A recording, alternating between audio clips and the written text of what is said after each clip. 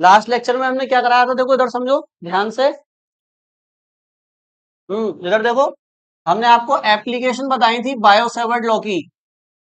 Application क्या एक ही बताई थी ना अभी तो, मतलब हेडिंग ये थी applications of bio Savart law. मतलब बायो सेवर्ट ने जो फॉर्मूला बताया ना मैग्नेटिक फील्ड निकालने का, उसको हम लगा के देख रहे हैं अलग अलग जगह। तो अभी एक ही जगह हमने अप्लाई किया है, कहां पर? एक फाइनाइट लेंथ का वायर लिया था। फाइनाइट का मतलब यह है कि इसकी लेंथ हमें पता है कितनी है, और इस फाइनाइट लेंथ के वायर से आर डिस्टेंस दूर गए थे। एक पॉइंट लिया था पी, और ये पी पॉइंट यहां से इस वाले एंड से कितना एंगल बना रहा था, मान लो फाई 2, और यहां से कितना एंगल बना रहा था, फाई 1। ठीक है, यही था। आर डिस्टेंस पे था। मान लो करंट है इसमें आई, तो इस केस में आप यहां पर मैग्नेटिक फील्ड बता सकते हैं कितनी होगी। ठीक है, तो क्या फॉर्मूला बताया था बताओ बायो सेवर्ट ने? मतलब बायो सेवर्ट ने नहीं, हमने सॉल्व करके क्या निकाला था? बी इज इक्वल टू, हाँ, mu naught upon 4 pi I upon R, bracket में साइन फाई 2 प्लस साइन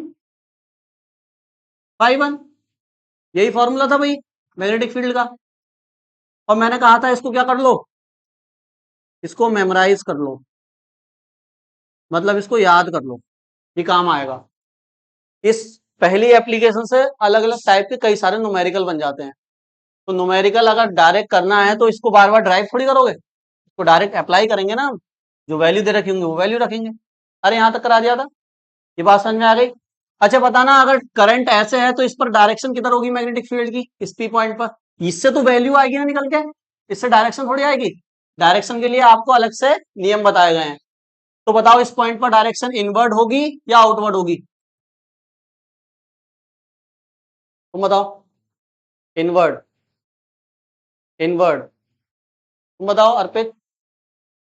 पता नहीं डायरेक्शन, कब से नहीं आ रहे हो? कुकुर से ना आ रहे? बहुत बढ़िया। तुम क्यों ना आ रहे? घाट गए?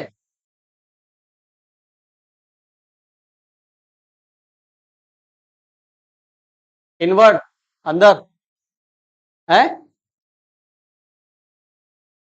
अभी तो इनवर्ड बता रहे। अब देख लिया, नियम लगा लिया पूरा। किधर है? बाहर है। तुम बताओ। इनवर्ड,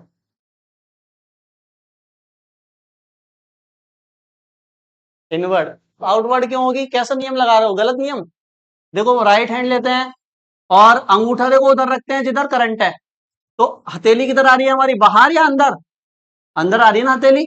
तो जिधर हथेली आती है उधर डायरेक्शन होती है मैग्नेटिक फील्ड की। यही तो बताया था ना स्ट्रेट वायर के लिए। ऐसे करके रखो तो इधर इनवर्ट। अच्छा ये इधर से जा रही होगी, लूप बनता ना लूप।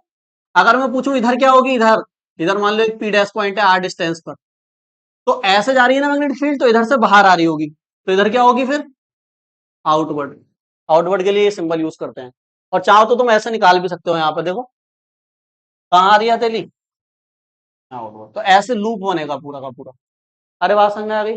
तो हमने पी पॉइंट पर मैग्नेटिक फील्ड की वैल्यू इस फॉर्मूले से कैलकुलेट कर सकते हैं, और डायरेक्शन के लिए आपको नियम बता दिया गया था, है ना, उससे यूज कर सकते हैं। ठीक। अब हम क्या कह रहे हैं, मान लो केस बना लेते हैं यहाँ पर। मान लो ये वायर जो है ना, ये फाइनाइट नहीं है, इनफाइनाइट है। वायर कैसा है भाई?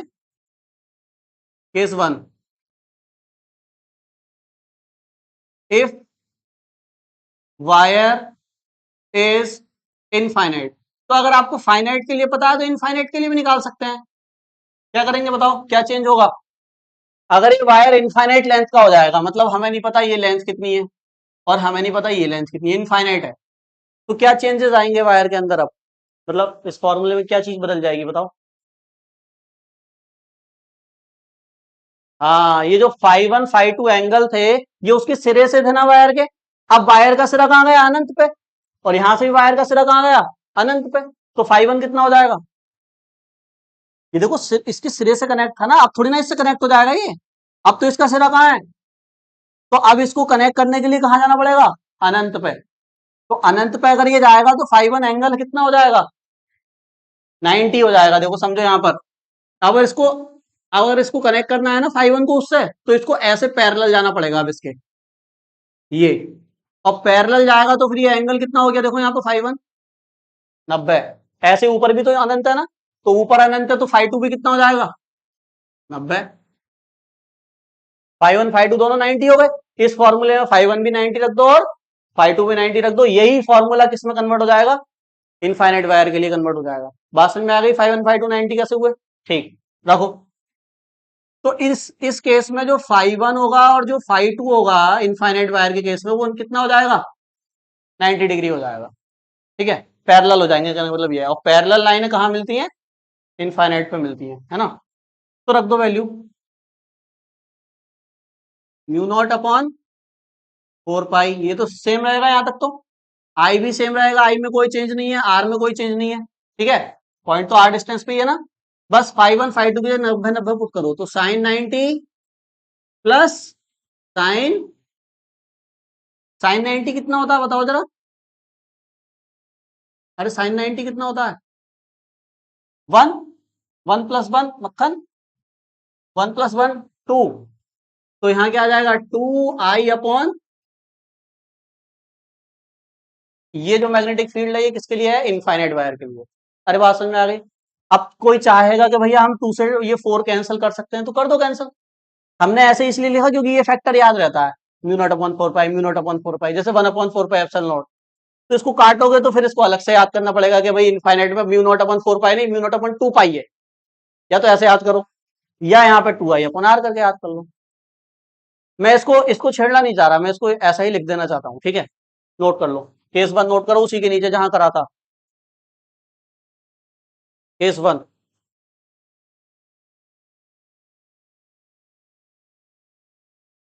फाई वन फाई टू वो हो जाएगा 90 in case of infinite wire. ठीक है, ये भी 90 ये भी 90।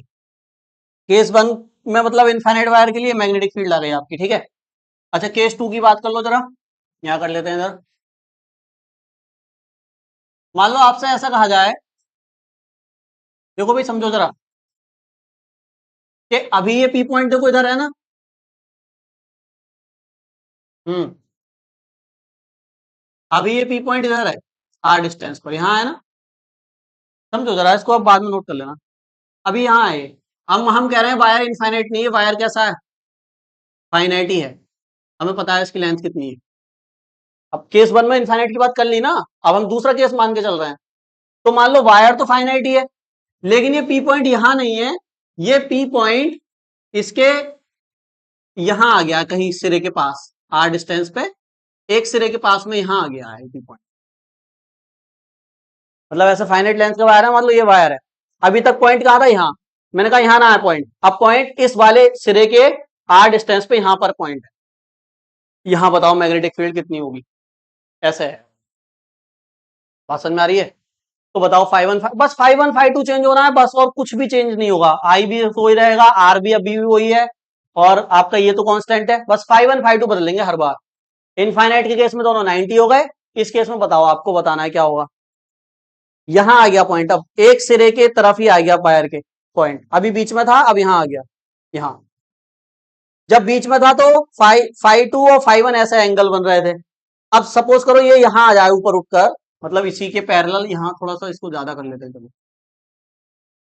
मतलब अभी ये कहा था यहाँ, तो ऐसे फाई टू बनना था, ऐसे फाई वन, लेकिन इसको मैं ऐसे शिफ्ट करते करते कहाँ ले गया, ऊपर। तो अब फाई वन और फाई टू बता दो कहाँ होगा, फाई वन कितना होगा और फाई टू कितना होगा, बता सकता है कोई। थोड़ा सा इमेजिनेशन का खेल है, वो आसान है। क्या 90 होगा, फाई वन या फाई टू, फाई टू 90 होगा और फाई वन 45 होगा। और कोई, ये कह रहे हैं ये जो फाई टू है ये 90 होगा, जो ऊपर वाला एंगल था, देखो मैं यहां बना देता हूं असली वाले एंगल, ऐसे थे। ये पी पॉइंट है, यहां से जो एंगल है वो है हमारा कितना, फाई टू, और यहां से जो एंगल है वो है हमारा फाई वन। हम इस पॉइंट को बस ऊपर ले गए हैं यहां तक। तो अब आपको बताने हैं फाई टू और फाई वन क्या हो जाएंगे। ये कह रहे हैं 5 to 90 हो जाएगा, 5 to 90 हो जाएगा क्या? देखियो, इस पॉइंट को जैसे जैसे ऊपर लेके जाओगे, ये वाली जो लाइन है ये सीधी होती चली जाएगी, बताओ, ये लाइन सीधी होती चली जाएगी, और जब ये पॉइंट यहां पहुंचेगा तो ये लाइन पूरी सीधी हो जाएगी। अब सीधी लाइन का एंगल कितना बनेगा इस पे? 0 बनेगा ना भाई, ये एंगल बंद होता जाएगा ना जैसे जैसे पॉइंट ऊपर जाएगा, तो ये वाली लाइन यहां आ गई ना, और ये वाली लाइन भी इसी के ऊपर आ जाएगी, तो दोनों लाइन एक ही पॉइंट के ऊपर, तो एंगल तो बना ही नहीं ना, तो एंगल क्या हो जाएगा? 5 to 0, 5 to तो 0 है, 90 नहीं है। अरे समझ में आया 0 क्या? 5 1 और बता दो बस।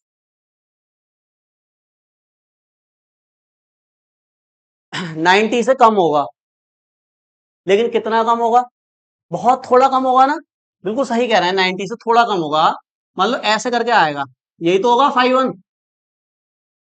ये तो हम कह रहे हैं 90 से थोड़ा कम होगा, तो थोड़े को तो फिजिक्स में लेते नहीं ना, थोड़ी चीज को फिजिक्स में माना नहीं जाता है। ये 90 से थोड़ा कम नहीं, इसको पूरा क्या मान लो? 90 ही मान लो, कि भाई एक सिरे की तरफ आ गया और वो 90 हो गया एंगल उसका। बात समझ में आ गई? तो 5 1 को क्या मान लो, और 5 2 को क्या मान लो? 5 to 0 समझ में आया कैसे आएगा? ठीक है। अच्छा, अगर मैं इसको यहां ले आता नीचे वाले सिरे की तरफ, तो उल्टा हो जाता, तो 5 1 0 हो जाता और 5 2 90 हो जाता, फिर ऐसे बनता है एंगल। अरे समझ गया ना? ठीक, तो बस रखो यहाँ पे। तो बी बराबर μ0/4 पाई आई अपॉन आर, रखो, कितना आएगा? sin 5 2 कितना होगा? 0, और sin 5 1 कितना होगा?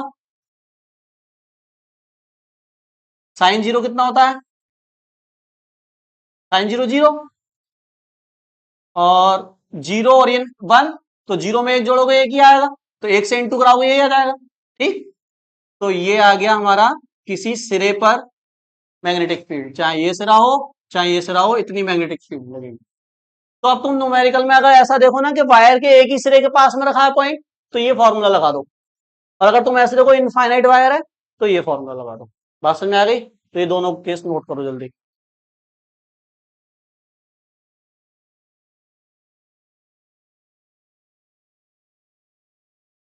इन्फिनिटी वायर के लिए ये मैग्नेटिक फील्ड आ गई, और किसी एक एंड के लिए ये वाली मैग्नेटिक फील्ड आ गई, है ना? क्या मतलब कितने का वो है इसमें दोनों में? तो डबल है, आधी है, 3 गुनी है, 4 गुनी है, देख के बता सकते हो? इसको वी इंफिनिटी कह देते हैं, ये अनंत के लिए है, और ये इसको वी एंड कह देते हैं, E and D and, and मतलब एक सिरा। तो बताओ ये और ये क्या रिलेशन है दोनों में? ये इसकी डबल है या ये इसकी आधी है, क्या है? देख के बताओ। देखो, μ0/4 सेम है, आई आई सेम है, आर आर सेम है, बस इन्फिनिटी वाली में 2 से मल्टीप्लाई करी गई है, इन्फिनिटी वाली में 2 से मल्टीप्लाई करी गई है। तो हम इसको ऐसे भी तो लिख सकते हैं कि जो v इंफिनिटी है वो इसका, देखो इसमें नहीं है ना 2 से मल्टीप्लाई, तो इसमें 2 से कर दोगे तो ये इंफिनिटी के बराबर हो जाएगी, तो मतलब ये इस इंफिनिटी वाली की आधी है, इसका मतलब ये इसकी क्या है?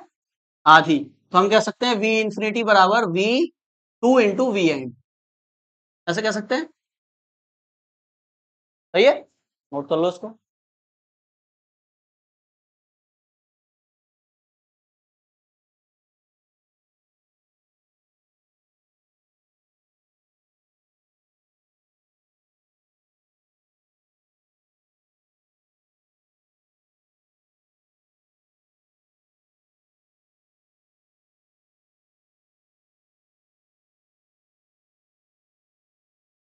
सही है,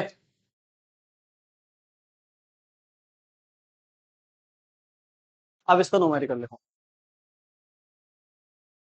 अच्छा, इसका ग्राफ देखोगे तो कैसा होगा? v, ये जो y एक्सिस है उसको दिखा देते हैं, v मैग्नेटिक फील्ड को बताएगी, और ये जो x एक्सिस है वो किसको बताएगी? डिस्टेंस यानी r को। तो बताओ कैसा ग्राफ आएगा? डिस्टेंस के बढ़ाने से मैग्नेटिक फील्ड क्या हो रही है? बढ़ रही है, घट रही है? अगर ये r जो है, ये जो r डिस्टेंस है, इसको मैं बढ़ाता जाऊं, मतलब पॉइंट को दूर ले जाऊं, तो मैग्नेटिक फील्ड बढ़ेगी घटेगी? घटेगी। यानी जब डिस्टेंस कम है तो मैग्नेटिक फील्ड ज्यादा है, जैसे जैसे डिस्टेंस बढ़ा रहे हैं मैग्नेटिक फील्ड घटती जा रही है, क्योंकि यहां से देखो ना, बी प्रोपोर्शनल टू 1/r का रिलेशन है ना, आर बढ़ेगा तो बी घटेगा, इनवर्सली प्रोपोर्शनल है। तो ग्राफ कुछ ऐसे आएगा, देखो इसका, यहाँ पर आर कम है तो यहाँ पे ज्यादा होगी ना मैग्नेटिक फील्ड, और आर बढ़ेगा तो ये मैग्नेटिक फील्ड ऐसे करके घटती जाएगी। देखो मैग्नेटिक फील्ड घटती जा रही है आर बढ़ने पे, यानी ऐसे करके आपका ग्राफ आएगा, कर्व आएगा। 1/r जब भी दिखेगा ना रिलेशन, उसका कर्व ऐसे ही आता है, नोट कर लो। 2012 में आया है, एनसीईआरटी भी नहीं थी उस समय। तो ये दिया हुआ है, देखो कह रहे हैं कि ये वायर है, ठीक है, वायर में ये करंट है इस तरह से, आई एम्पियर का, और आई की वैल्यू दी हुई है 2 एम्पियर। 2 एम्पियर का इस वायर में करंट है, और ये फाइनाइट वायर है। कैसा वायर है? इससे इतनी डिस्टेंस पर हम गए, देखो कितनी डिस्टेंस है, 2.73 सेंटीमीटर। अच्छा, यहां से जो एंगल बना है इसका, वो दिया हुआ है 30 डिग्री, और यहां से जो एंगल बनाया इसने, वो दिया हुआ है 60 डिग्री। ठीक है, तो बस क्वेश्चन यही है, कैलकुलेट मैग्नेटिक फील्ड, या ऐसे लिख देता हूं, calculate B at point P. करो जल्दी, calculate B at point P.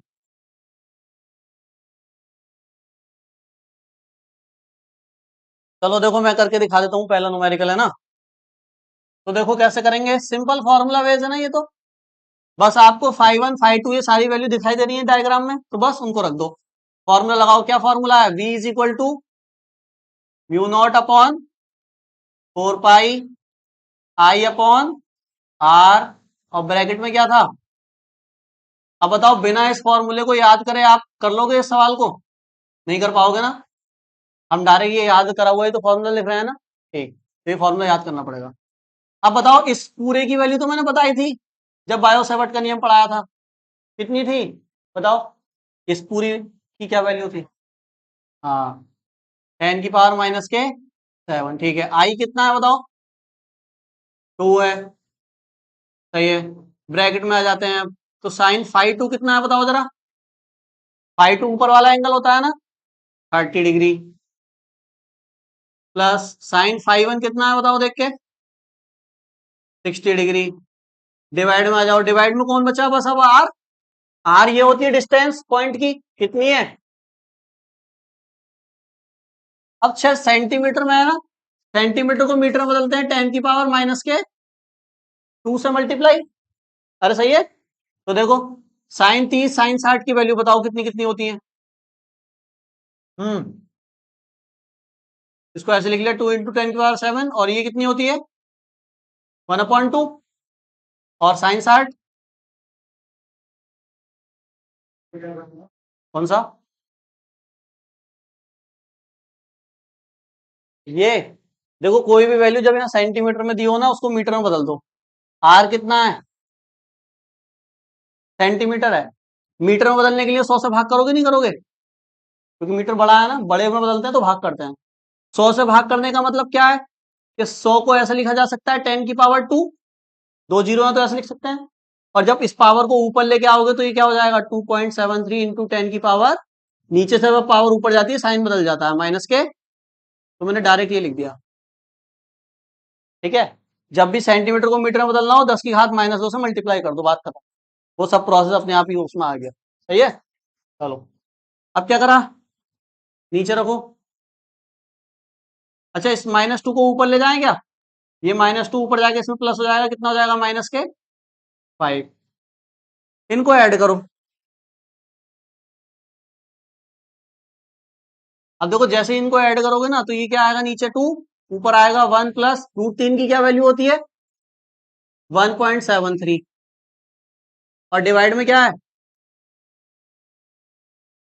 अरे सही है यहां तक, √3 की वैल्यू पुट कर दी यहाँ पे, 1.73 होती है, और √2 की, √3 की ये होती है, और √2 की होती है 1.41, ये नॉन परफेक्ट नंबर है ना, नॉन परफेक्ट स्क्वायर नंबर, ठीक, ऐड करो, ये 2 से 2 कैंसिल कर दूं क्या? डिवाइड में देखो, ऊपर मल्टीप्लाई में, डिवाइड में कैंसिल। इनको ऐड करोगे क्या हो जाएगा? 2.73, और नीचे भी क्या है, इससे ये 10⁻⁻5। और मैग्नेटिक फील्ड की क्या लिख देंगे हम, यूनिट क्या बताई थी? इतनी बड़ी लिखने की जरूरत नहीं है, डायरेक्ट टेस्ला भी लिख सकते हैं। मैग्नेटिक फील्ड की यूनिट टेस्ला भी होती है, आगे बताऊंगा, फिलहाल अभी बता देता हूँ, टेस्ला डायरेक्ट। सही है, नोट करो।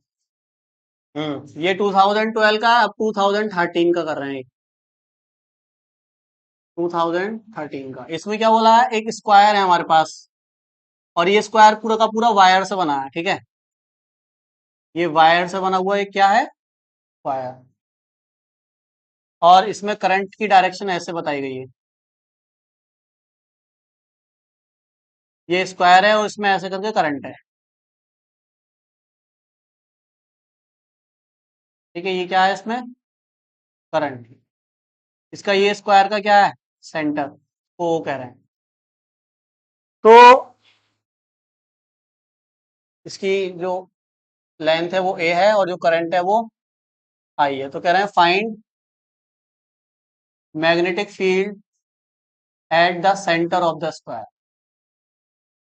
At the centre of the square. बस, कोई वैल्यू वगैरह नहीं दी है, बस इतना बोला है। मैग्नेटिक फील्ड आपको बतानी है सेंटर पर स्क्वायर के। और देखो, चारों की लेंथ कितनी है, ए है। इसको स्क्वायर समझ के मत करो, इसको ऐसे समझो कि ये 4 वायर रखे हुए हैं इस तरह से। कितने वायर हैं, 4, और चारों की लेंथ है ए, क्योंकि स्क्वायर है ना। ये ए, ये ए, ये ए, और ये भी ए। मान लो मैं नीचे के सारे हटा दूं, ये एक वायर है और एक ये पॉइंट है, तो क्या एक वायर से इस पॉइंट पर मैग्नेटिक फील्ड नहीं निकाल सकते? निकाल सकते हैं ना, एक वायर से तो निकाल सकते हैं। उसके लिए तुम्हें क्या करना पड़ेगा, यहां से यहां तक की क्या चाहिए, एक आर चाहिए ना, डिस्टेंस। हम पूरे स्क्वायर से नहीं निकाल रहे, हम पहले एक वायर से निकाल रहे हैं। तो एक वायर में करंट आई है, और इससे जो डिस्टेंस है पॉइंट की वो ये है। बता सकता है कोई कितनी होगी ये डिस्टेंस कितनी होगी? हम्म, ये डिस्टेंस कितनी होगी? ये स्क्वायर है, इसकी सारी साइड ए है ना, सब साइड ए है, तो ये कितनी होगी है? आर कहां से आया यहाँ पे, आर लिखा है मैंने कहीं क्वेश्चन में? आई ए, ये डिस्टेंस है।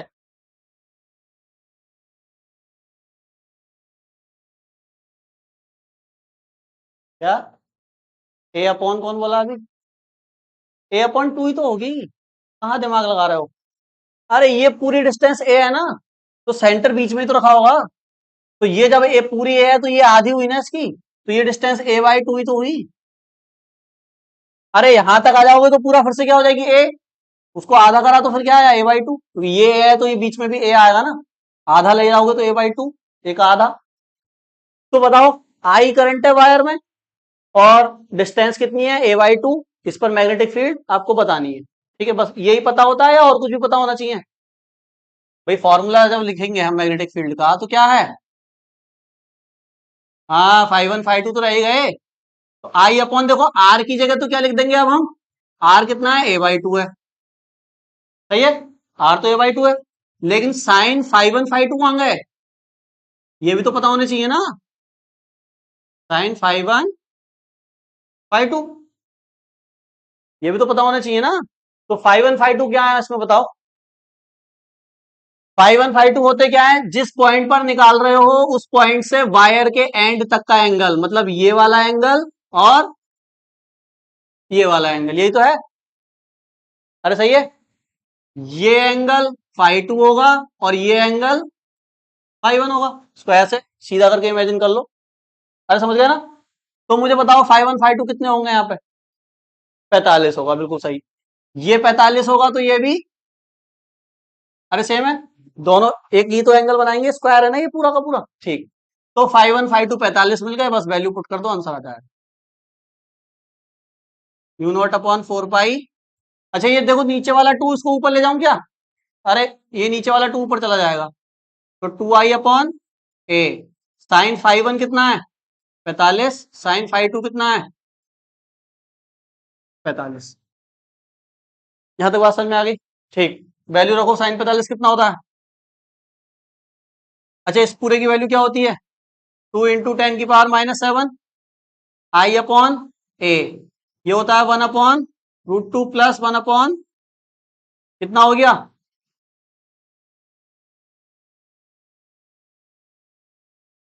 2/√2, 2/√2। अरे सही है, मल्टीप्लाई कर दो। ये कितना आया ऊपर बताओ? 2 2 जा 4 इंटू, या एक काम करो, देखो इधर देखो, इससे इसको कट कर सकते हैं ना, तो ऊपर क्या आ जाएगा? इस ऊपर वाले 2 को √2 इंटू √2 लिख दो, एक √2 से एक √2 कैंसल, तो बचा क्या?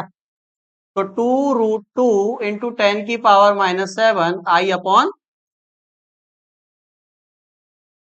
क्या आंसर आ गया ये? अभी छापो मत, छापने का टाइम मिलता है ना अलग से। क्या ये आंसर आ गया हमारा? अरे आंसर आ गया, तो क्या कमी रह गई अभी? ये पूरा 4 वायर का स्क्वायर है ना, तुमने एक ही वायर से तो मैग्नेटिक फील्ड निकाली है। ये वाला कहां गया, ये वाला कहां गया, ये वाला कहां गया? अभी 3 वायर और हैं, तो बार बार निकालूं क्या, या एक से जो आई है उसकी 4 से मल्टीप्लाई कर दूं? एक से जो आई है उसकी 4 से मल्टीप्लाई कर दो, बस खत्म, क्योंकि सेम ही तो होगा ना। देखो यहां से भी करोगे फिर 45 45 a/2, फिर 45 45 a/2, तो बार बार करने की जरूरत नहीं है। बस ये जो आंसर आया है इसमें यहां लिखेंगे टोटल मैग्नेटिक फील्ड क्या हो जाएगी? B इज इक्वल टू 4 से मल्टीप्लाई कर दो, 4 2 जा 8, बस √2 इंटू 10⁻⁻7 आई अपॉन 8। आई और ए की वैल्यू दी नहीं ना, तो वो भी रख के हम नंबर में ले आते हैं आंसर। आई की जगह आई बोला है, ए की जगह ए बोला है। ऐसे क्वेश्चन बहुत देखने को मिलेंगे, जरूरी नहीं है स्क्वायर ही आए, कुछ भी दे देगा। 5 वाला क्या बोलते हैं, 5 वाले को पेंटागन, 5 साइड होंगी उसमें, तो 1 से निकाल के 5 से मल्टीप्लाई। हेक्सागन 6 साइड होंगी, 1 से निकाल के 6 से, सिंपल है एकदम।